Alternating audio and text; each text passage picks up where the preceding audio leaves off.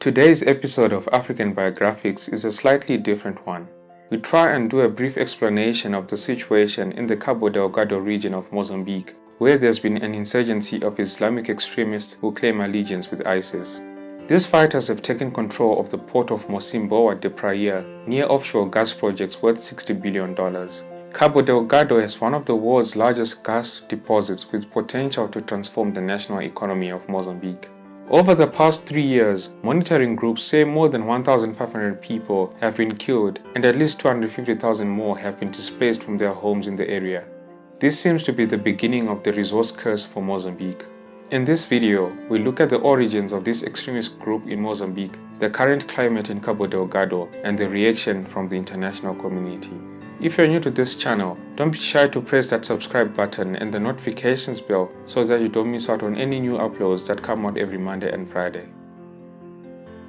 The province of Mozambique, Cabo Delgado, is home to over 2.2 million people, and it has been hit by a wave of violence since October 2017, which escalated significantly since January of 2020. Over 300 violent incidents have been recorded to date, of which 71 were reported from January to March of 2020, including attacks on villages by non-state armed actors and clashes between security forces and armed groups. This wave of attacks began when assailants armed with machetes and machine guns began a 2-day attack on police stations and other government buildings in the town of Mocimboa da Praia in Cabo Delgado province. This attack claimed the lives of 17 people, of whom 2 were police officers, 14 were members of the attacking group, and 1 was a civilian. It is important to note that a few years before the attacks began, massive oil and gas deposits had been discovered in the region. Multinational corporations such as ExxonMobil and Total invested in the area. These offshore gas projects are estimated to be worth $60 billion. It can be seen that this discovery of these massive oil and gas projects is fueling this crisis in the area. In addition to Cabo Delgado's rich resources, the marginalization of its majority Muslim population has played a key in stoking the fears of the insurgency. The main insurgent group faction is a group called Ansar al-Sunnah, a native extremist faction with tenuous international connections. From mid-2018, the Islamic State of Iraq and the Levant, ISIL, also known as ISIS, has allegedly become active in northern Mozambique as well, and claimed its first attack against Mozambique security forces in June of 2019. The origins of Ansar al-Sunnah's relationship with ISIS can be traced back to April 2018 when 90 defectors switched allegiance to ISIS and reportedly infiltrated northern Mozambique through the islands of Zanzibar and Tanzania. This insurgency is thought to be intensifying, as in the first half of 2020 there were nearly as many attacks carried out as in the whole of 2019. Locals call these groups Al-Shabaab, but they are a separate organization from Somalia's Al-Shabaab. These militants are known to speak Portuguese, as well as a local language called Kingwane and also Swahili. While religion does play a fundamental role in the conflict, many analysts believe that the most important factor in the insurgency are widespread social, economic, and political problems in Mozambique. Unemployment, and especially youth unemployment, are considered the main causes for locals to join the Islamic rebels. Increasing inequalities have led many young people to be easily attracted by such a radical movement. The young also claim that the few jobs in the growing oil and natural gas extraction industry are going to people from other provinces, and especially to men from Maputo. The Muslim residents, including Islamic religious leader in Mocimboa da Praia, maintain that signs of the radicalization of young people appeared in their communities in 2014. It is important to know that a component of the doctrine that Ansar al-Sunnah promises is that its form of Islam will act as antidote to the existing corrupt and elitist rule. This is seen as one major attraction for the youth of this region.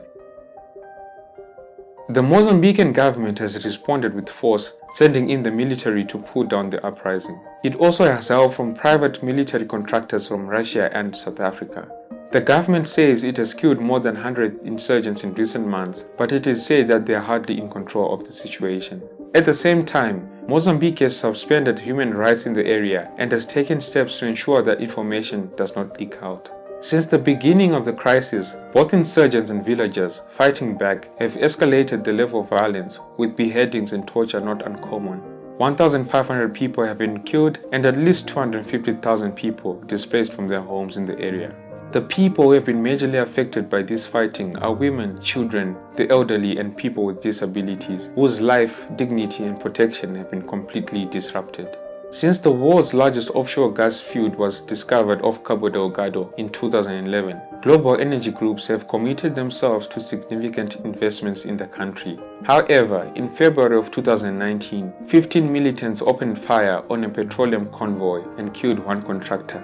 Since then, several attacks have occurred near liquefied natural gas installations. While the COVID-19 pandemic triggered ExxonMobil to delay a $30 billion investment to a Mozambican LNG project, the upsurge in violence will cause further challenges to the energy sector. The French oil giant Total recently noted that the insurgency will continue to wreak havoc on its planned liquefied natural gas projects in the province.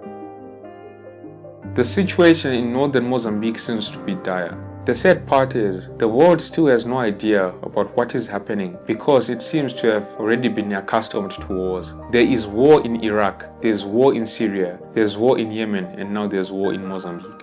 Mozambique now risks becoming a regional center of Islamic extremism. Militants have begun to target military positions, having previously focused on civilian targets. This is a sign that the group is growing in resilience, operational capacity, and confidence. From its first few attacks in Mocimboa da Praia in late 2017, the group now launches more than 20 attacks every month.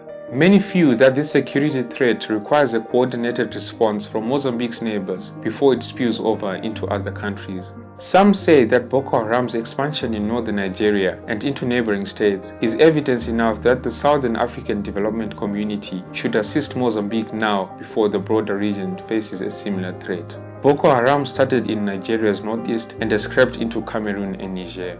Let me know in the comment section below what you think about this crisis in Mozambique and what you think SADC's response should be. Remember to like and share the video if you found it very useful. This has been today's episode of African Biographics. Until next time, cheers. Have a good one.